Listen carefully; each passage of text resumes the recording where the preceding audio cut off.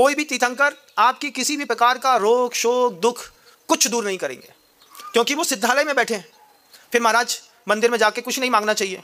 मंदिर में तीर्थंकर नहीं बैठे हैं, मंदिर में प्रतिमा विराजमान है, प्रतिमा में साधु परमेष्ठी की तपस्याओं की शक्ति विराजमान है, वहाँ पर मंत्र मूर्ति के रूप में विराजमान है, एक यंत्र रखा हुआ है, पूरी तंत्र की आपके पास विधि है।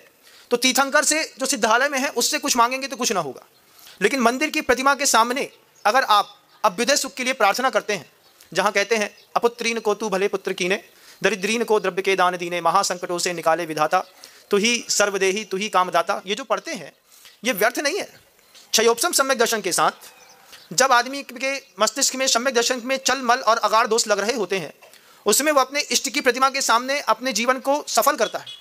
साधु के द्वारा मंत्रित जो प्रतिमाएं होती हैं, तपस्वी तेजस्वी साधु होते हैं, वे जब जिन बिंबों पर मंत्र का अकन्यास करते हैं, मंत्र की स्थापना करते हैं, आप जाकर के जिंतूर में देखिएगा, आप जाकर के अंतरिक्ष पार्श्वनाथ में देखिएगा, जब भद्रबाहु स्वामी ने जिंतूर की प्रतिमा की स्थापना करी तो 9 टन की प्रतिमा अधर पर हो गई। तो तीर्थंकर में चमत्कार भले ना हो, साधु की साधना में और सामने वाली मूर्ति में बड़ा जबरदस्त चमत्कार है। तो कुछ स्थान ऐसे हैं जैन शासन के जहाँ पर अक्षय होते हैं, उन अक्षयकारी स्थानों पर विशेष द्रव्य में, विशेष क्षेत्र में, विशेष काल में, विशेष भाव के साथ जो विशेष घटनाएं घटती हैं उसको अक्षय कहते हैं। जैसे अजितनाथ जी भगवान जी बंदा जी वाले हैं, तो पूर्णिमा के दिन वहाँ पर विशेष क्षेत्र में, विशेष काल में, विशेष भाव के साथ अगर आप कुछ मांगते हैं तो वहाँ के मंदिर में रहने वाले असंख्यात देवी देवता जिनके ऊपर सापानुग्रह शक्ति है, वो भगवान की भक्ति पूजन इत्यादि देख करके आपके ऊपर अनुग्रह करते हैं। और इसका प्रभाव पूरी दुनिया ने स्पष्ट रूप से अपनी आंखों से देखा, इसमें तो कोई कहने की बात ही नहीं है। तो ये बात बिल्कुल तय है कि तीर्थंकर कभी कुछ देंगे नहीं, क्योंकि वो सिद्धालय में है। और मूर्ति को तीर्थंकर मत मानिएगा, तीर्थंकर की प्रतिमा मानिएगा, लेकिन प्रतिमा मंत्रों से अधिष्ठित होती है और मंत्रों में बहुत ताकत होती है।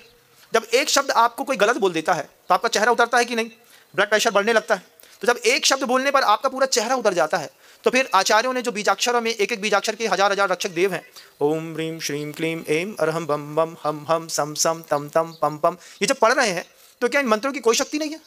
और अगर मान लो मंत्रों की शक्ति नहीं है तो कितना कुछ व्यर्थ हो जाएगा, प्रतिष्ठा व्यर्थ हो जाएगी, दीक्षा व्यर्थ हो जाएगी, घर के अंदर की और शक्तियाँ व्यर्थ हो जाएंगी, माल जाप माला इत्यादि व्यर्थ हो जाएंगी। तो आचार्य जी हमेशा कहते थे विद्या भैसज मंत्र तोय हवनैर याति प्रशांतिम यथा। 5 चीज़ों से कोई भी गृहस्थ अपने जीवन को अच्छा बनाता है, विद्या के माध्यम से, ज्ञान के माध्यम से, भैषज मतलब औषधि के माध्यम से। उसके बाद तीसरी चीज़ है कष्ट को मिटाता है मंत्र के माध्यम से। तो मंदिर में जब प्रभु जी के सामने प्रार्थना करते हैं तो मंदिर की प्रतिष्ठा होती है। फिर तोय मतलब जल के माध्यम से, तो गंधोदक के माध्यम से, फिर हवन के माध्यम से। तो इसमें मंत्र, गंधोदक और हवन ये मंदिर में होगा और अभ्युदय सुख गृहस्थ को प्राप्त होगा। इसमें बिल्कुल निर्विवाद है। जो साधु परमेष्ठी ऐसा कहते हैं कि भगवान मांगने से कुछ नहीं देता है, तो बिल्कुल निश्चित बात है कि उनका कहना भी एक नए से सही है। जब आप उपादान की दृष्टि से अध्यात्म में डूबते हैं तब सिर्फ अपने कर्म को आप खुद भोगते हैं, लेकिन जब आपकी निमित्ताधीन दृष्टि होती है, जब आपका अप्रमत्त दशा रहती है, उस प्रमत्त दशा में निमित्त के अधीन है। आप स्कूल गए, स्कूल में जाकर के आप बड़े अच्छे आदमी बन गए, अच्छे पढ़े लिख गए, ब्रिलियंट हो गए, आपको 6 सब्जेक्ट में डिस्टिंक्शन आया, तो आप क्या बोलते हैं? मैंने पढ़ा इसलिए पास हुए कि गुरु ने पढ़ाया तो पास हुए? क्या बोलते हैं? हमारे टीचर ने ऐसा गजब का पढ़ाया कि हमारे हर सब्जेक्ट में डिस्टिंक्शन आते हैं। तो आप श्रेय निमित्त को देते हैं ना। ठीक ऐसे ही जैसे आप लौकिक विज्ञान में अपने शिक्षक को श्रेय देते हैं, ऐसे ही जीवन की धारा को क्षयोपम सम्यक दर्शन के साथ सुरक्षित रखने में हम जिनबिंब की प्रतिमा, मंत्र के जाप, विधान, शांति धारा, अनुष्ठान इत्यादि को श्रेय देते हैं, भक्ति करते हैं, और भक्ति करने से हमको यथेष्ट लाभ मिलता है। तीर्थंकर कुछ कमाल नहीं करते, लेकिन तीर्थंकर की प्रतिमा के जो रक्षक देव होते हैं असंख्यात होते हैं एक एक मंदिर में, उनमें शापानुग्रह शक्ति होती है। वो देखते हैं जिस प्रतिमा को मैं अपना भगवान मानता हूँ उसको ये भी अपना भगवान मानते हैं, तो ये हम साधर्मी हो गए। इसके जीवन में कष्ट है, ये रोती है, ये बिलकती है, इसको दुख है, तो आपके ऊपर कुछ ऐसा अनुग्रह करेंगे कि आपका भला हो जाएगा। इसी को अवश्य कहते हैं। ऐसा होने में कोई आपत्ति की बात नहीं है।